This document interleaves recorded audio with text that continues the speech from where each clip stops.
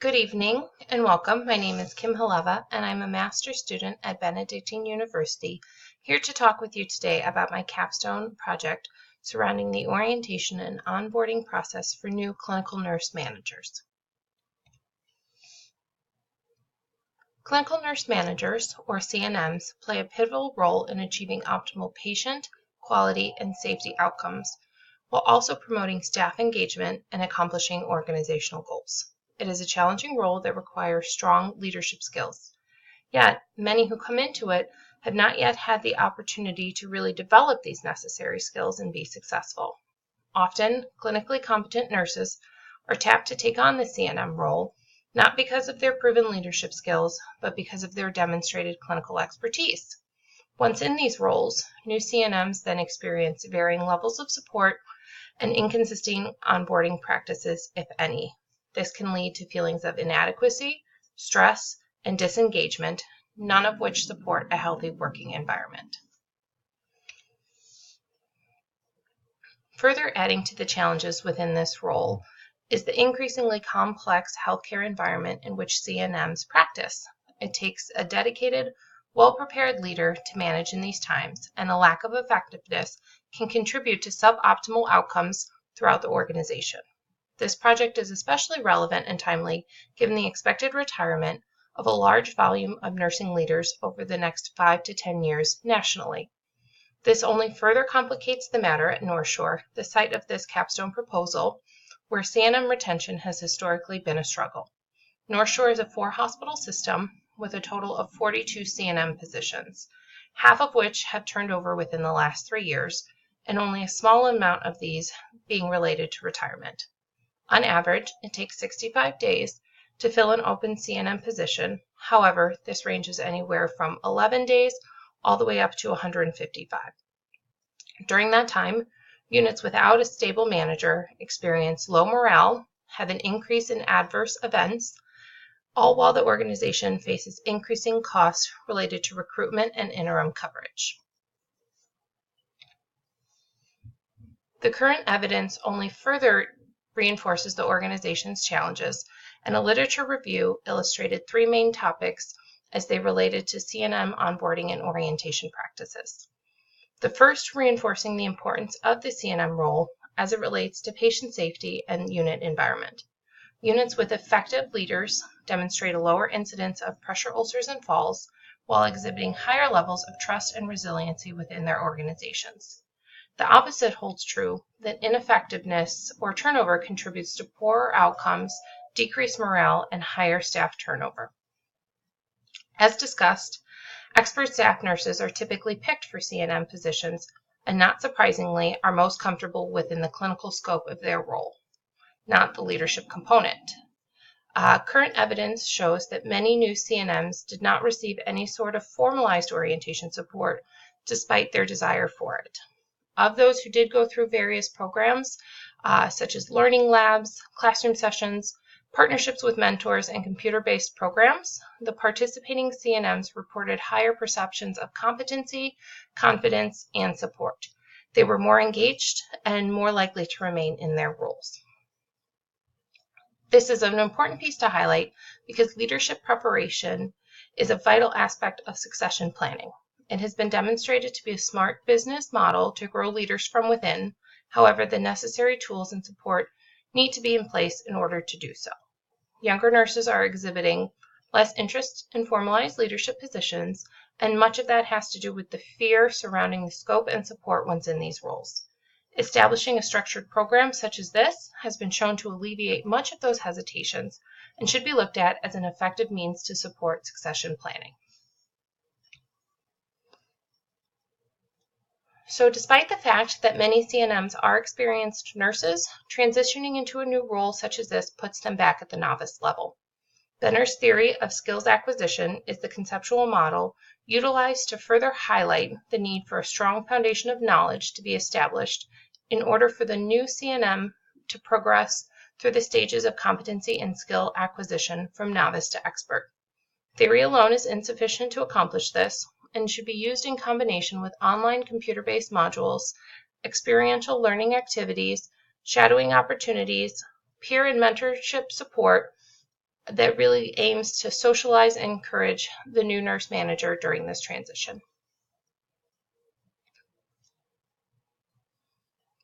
North Shore has many positives that serve as promoters to this project, while also facing some internal and external challenges as well. A SWOT analysis was performed and is illustrated here. Some of the key strengths center around the recognition of need and support from nursing leadership. The newer CNMs are engaged and want to succeed, making them willing participants, along with the other ancillary departments that will be necessary for this project's success. Externally, there are no other area hospitals with any type of formalized CNM orientation program, which presents an opportunity for expansion for the organization. Additionally, North Shore is undergoing its magnet redesignation, and this program is in alignment with our goals and timeline for demonstrating our commitment to nursing excellence. However, we are facing challenges both internal as weaknesses as well as external as threats, mainly as it relates to healthcare costs and financing. North Shore 2020 is the organization's strategic plan that establishes the framework for which all decisions are made. The goal is to provide standardization across the organization in order to achieve high-quality outcomes in the most cost-effective ways. While it does create increased work to get programs approved, it has shifted focus within the organization to strive for consistency and quality, both of which this project is aiming to achieve.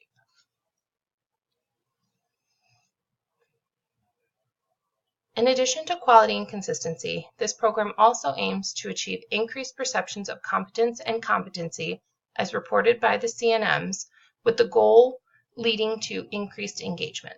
This then hopefully paves the way for less turnover that is not related to promotional opportunities, with shorter times to fill open CNM positions, thereby decreasing recruitment costs. The question then becomes, how do we go about accomplishing these outcomes? The Nurse Manager Leadership Partnership Learning Domain is the conceptual model used for this project, developed by the American Organization of Nurse Executives and in partnership with the American Association of Critical Care Nurses. This framework focuses on 3 key aspects required to be a successful leader: developing the leader within, managing the business, and mastering the art of leading people.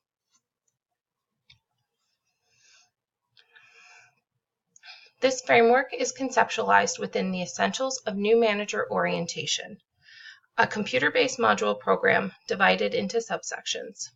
Each online lesson focuses on key leadership traits and skills, which is then supplemented with in-person didactic sessions and group discussions taught by content experts. During this time, various other methods, such as role-playing or lab sessions, would be utilized to reinforce the lessons outlined in the program and be guided by an experienced, established mentor. Additionally, the onboarding experience will also include activities aimed at socializing the new CNM to the role and helping them develop a network of peer support, hoping to leave them feeling less isolated and alone.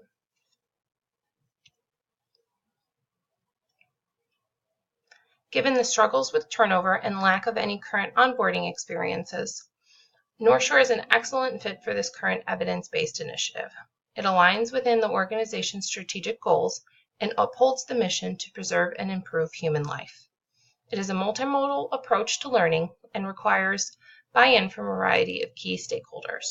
The nursing directors, VPs, and ultimately the CNO must give their support to the program. However, members from human resources, learning and development, education, and health information technology are all considered content experts, therefore making them key stakeholders as well.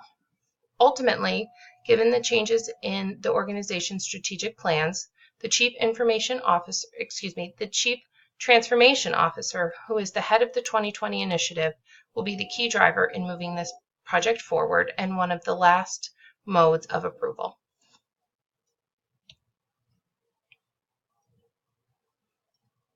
One of the biggest concerns from the stakeholders surrounds the cost of the program. Upfront licensing costs a little over $5,000 per site for a 3-year term, with end-user licensing for the program costing $425 per program. While that does amount to a substantial initial cost, the cost of replacing even one nurse manager can be upwards of 100 times the cost of one individual participant.